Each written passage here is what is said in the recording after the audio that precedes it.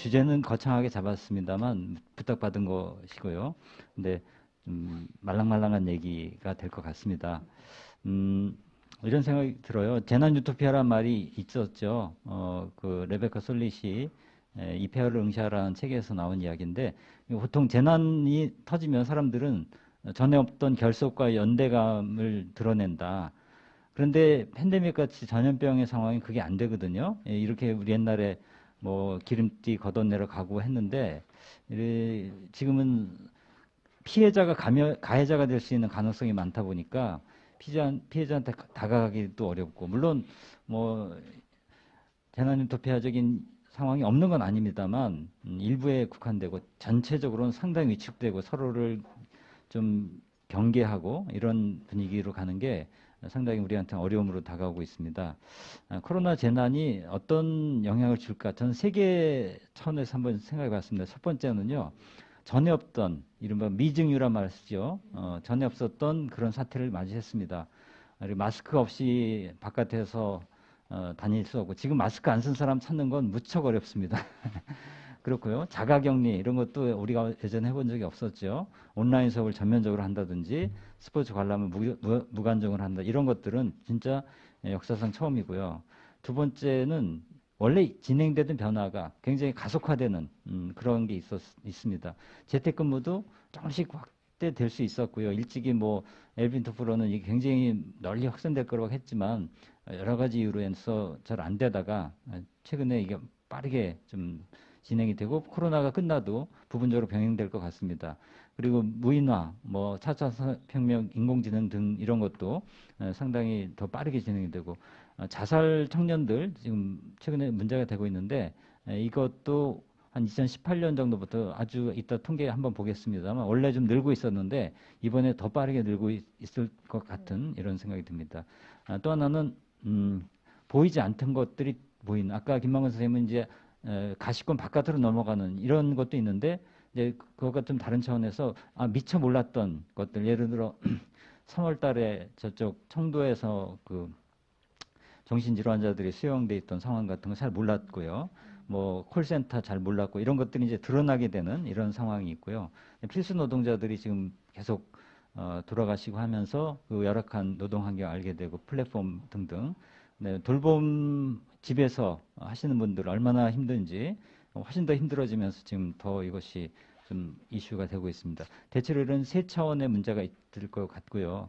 이런 상황에서 우리 마음의 풍경이 어떻게 될까 생각해 보면, 끝이 안 보일 때 오는 이 불안감, 아무리 힘들어도 이제 끝날 거다 하면 견딜만 한데, 그래도 3월 달만 하더라도 뭐 이 또한 지나가리라 이렇게 생각을 했었는데 이게 아닌 것이 되다 보니까 이제 불안 자체가 완전히 생활 속에 확 자리 잡고 있고요.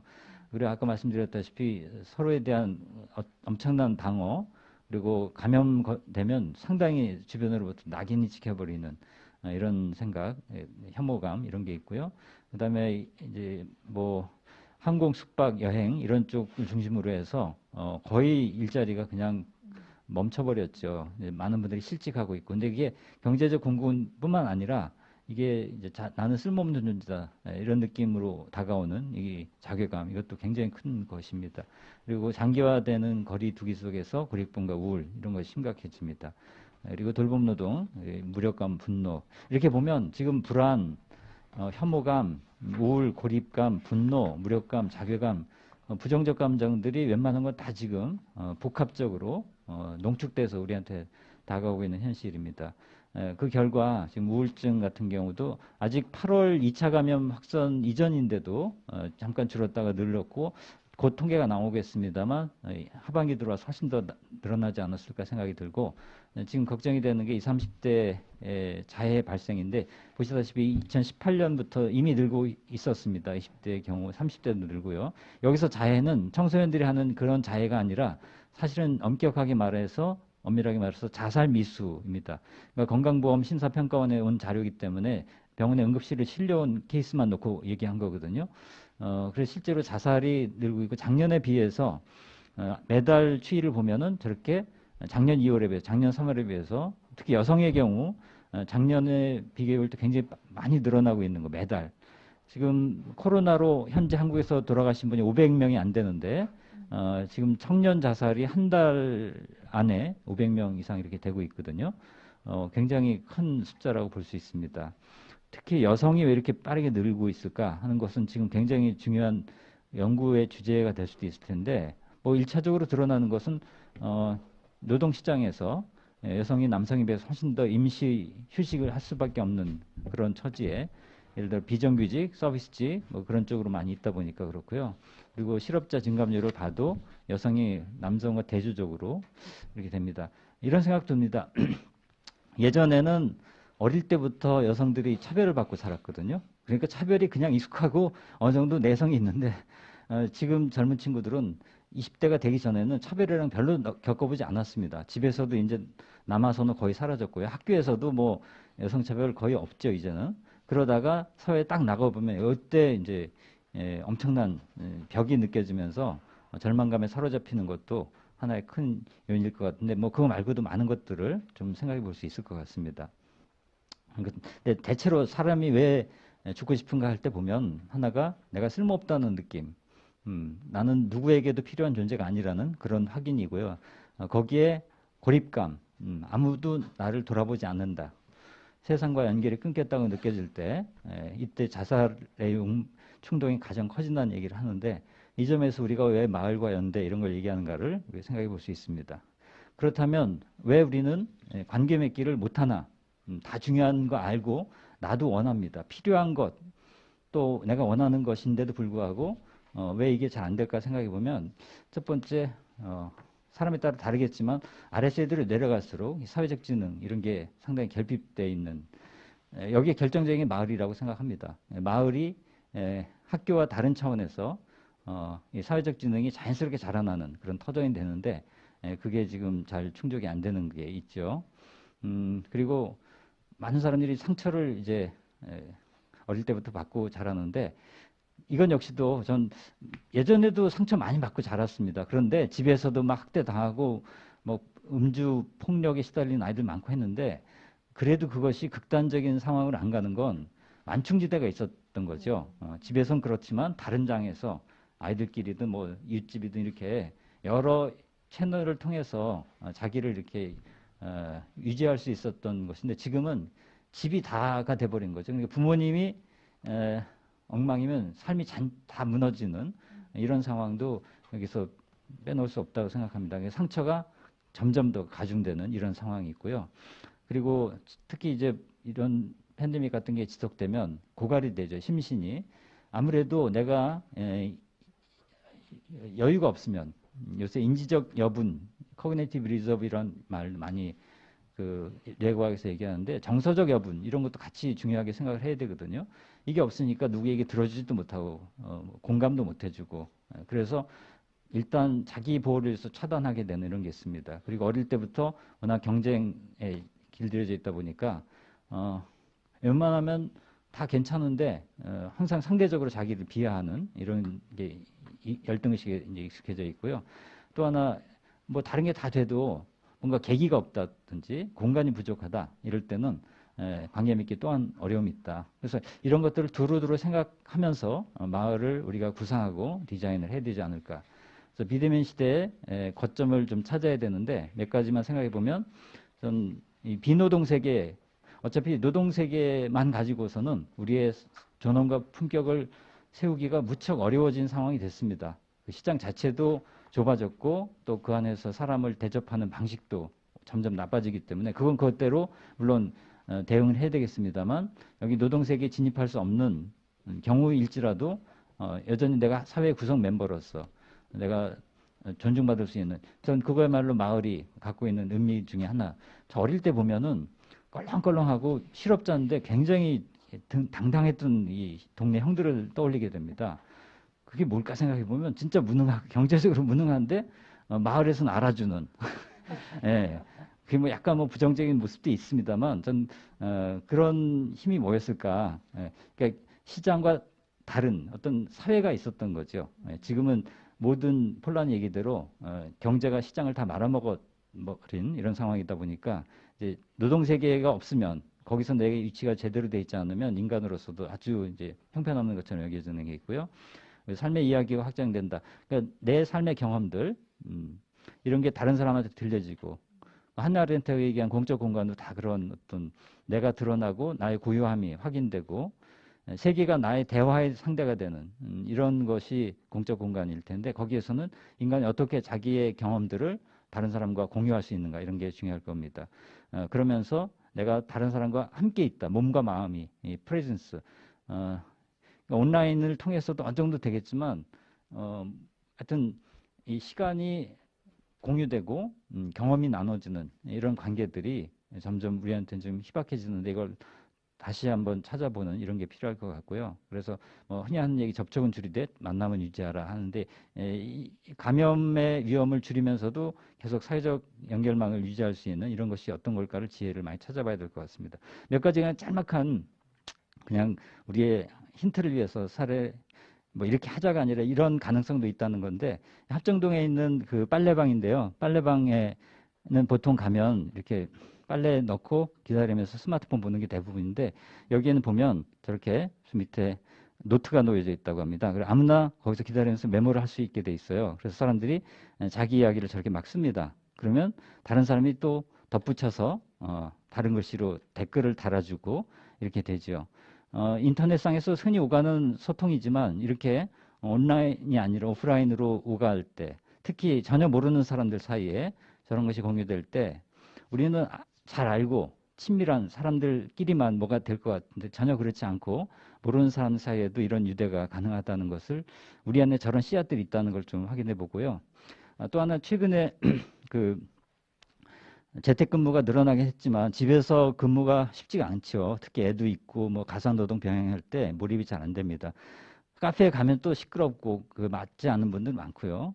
그래서 집 아니면 직장 이 둘밖에 없었잖아요. 워크 앤 라이프 밸런스라고 할 때 워라밸. 근데 제3의 공간이 필요하다. 카페가 아니라 비상업 공간이면 더 좋겠고요. 상업 공간이라 할지라도 좀 색다른. 지금 저게 가회동, 서울 가회동에 보면 최근에 그렇게 있다고 그래요. 게스트하우스가 손님이 이제 없어졌잖아요. 그래서 개조해서 저렇게 그 작업 공간으로 바꾸었는데 단순히 이게 제가 보니까 돈 벌자고 돈도 중요하지만 주인의 마음이 담긴 저렇게 사람들 환대하는 느낌 이런 걸 주는 곳이더라고요. 이런 새로운 상상력들을 많이 발휘해야 되지 않을까. 조용하게 집과 일터를 떠나서 그러면서도 자기의 뭔가 창조적인 작업이 가능한 그런 공간 있으면 좋을 것 같고요. 노원구나 또 중구가 지금 이런 점에서 많은 시사점을 주는데 돌봄이 큰 긴급한 과제로 지금 오잖아요. 특히 아이들의 경우. 근데 노원구는 워낙 저런 걸 많이 해오고 있지만 최근에 또 화제가 되는 게 저렇게 아픈 아이들, 제 이름이 뭐 있었는데 오른쪽 보면 저 아픈 아이들이 엄마가 바쁘고 학교도 안 가고 어차피 근데 집에만 있으면 또 돌봐줄 사람 없을 때 아픈 아이들만 저렇게 모여서 쉴 수 있고 저기 돌봄 간호사분들이 병원에도 데려가지고 이런 곳. 그러니까 학교나 일터가 아닌 가정도 아닌 영역에서 해야 될 일이 점점 많아지는 것이 분명한데 코로나가 이런 걸 더 우리한테 촉구하는 게 아닌가 이런 생각이 듭니다. 전 뭐 동네 한 바퀴 이런 것도 많이 해오긴 했습니다만 이 코로나 국면에서 더 이건 활성화해 볼 필요가 있겠다. 집에만 하루 종일 있다는 건 상당히 건강에 좋지 않죠. 이런 분들이 많이 계신데 하루에 한 번이라도 전 저녁 때 모여서 예를 들어 저렇게 저 예전에 삼국구에서 있었던 건데 홀로 사시는 분들이 저녁 때마다 모여서 동네 쭉 걷는 겁니다. 저렇게라도 해야지 뭐 당뇨나 고혈압 있는 분들이 최소한의 운동을 하게 되거든요. 저렇게 안 하면 혼자서 안 하시고 그래서 저렇게 동네 모여서 그냥 하루에 매일 걷는 거 지금이라도 어디서든 시작할 수 있다고 봐요. 단 만나서 뭐 어디 사냐 뭐 어디 학교 다니냐 이런 거 물으면 안 된다는 원칙을 갖고 해야 될 겁니다. 그냥 서로 눈인사만 나누고 쭉 말없이 걷고 비대면 시대니까 그다음에 여러 가지 우리 상상이 필요한데 이게 최근에 그 서울에서 건축 디자인 공모전 했어요. 팬데믹 시대에 어떻게 나갈 건가 할 때 베트남의 건축가가 받은 1등 상 작품인데 저기 산책로를 가만히 보시면 위아래 보면 이렇게 오르락 내리락 돼 있죠. 서로 만나지 않게 돼 있습니다.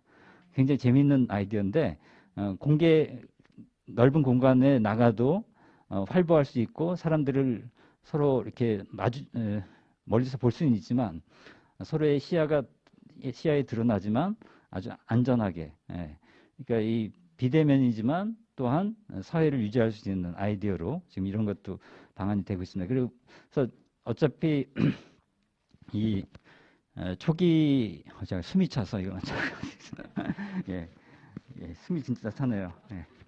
예,